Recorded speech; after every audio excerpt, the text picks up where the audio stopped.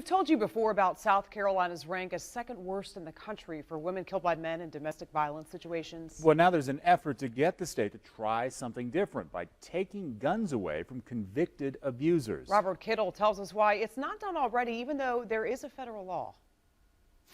The House's Criminal Domestic Violence Reform Committee was asked to pass a new law to take guns away from abusers.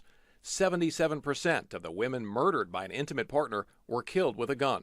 It's already against federal law for convicted domestic abusers to have guns, but there's no state law and no mechanism in place to take away those guns. Now the state would have to try to get a federal indictment and then go through the federal courts to enforce it.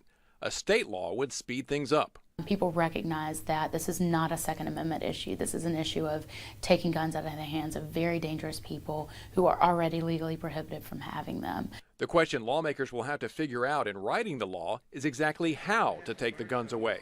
In some states that already have laws, abusers have to forfeit them when they're convicted. Others are allowed to turn them in later. And in one state, there's the option for abusers to sell their guns. There's also another problem lawmakers will have to consider. For many law enforcement agencies who've looked at this issue, comes the issue of danger to law enforcement officers when they go to make that seizure, because you're dealing with someone that has a firearm.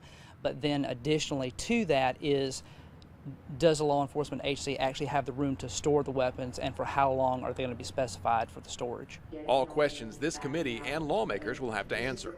In Columbia, Robert Kittle, 7 on your side. The state knows who has those guns if they're bought through a licensed gun dealer. But here's another problem. If they're bought at a gun show or from another person, the guns are not licensed. The state doesn't know about those guns. 35 states and Washington, D.C. already have laws prohibiting people who have domestic violence protective orders from buying or owning guns or ammo. Those states include North Carolina and Tennessee, but not Georgia and South Carolina. Apple just unveiled a smartwatch and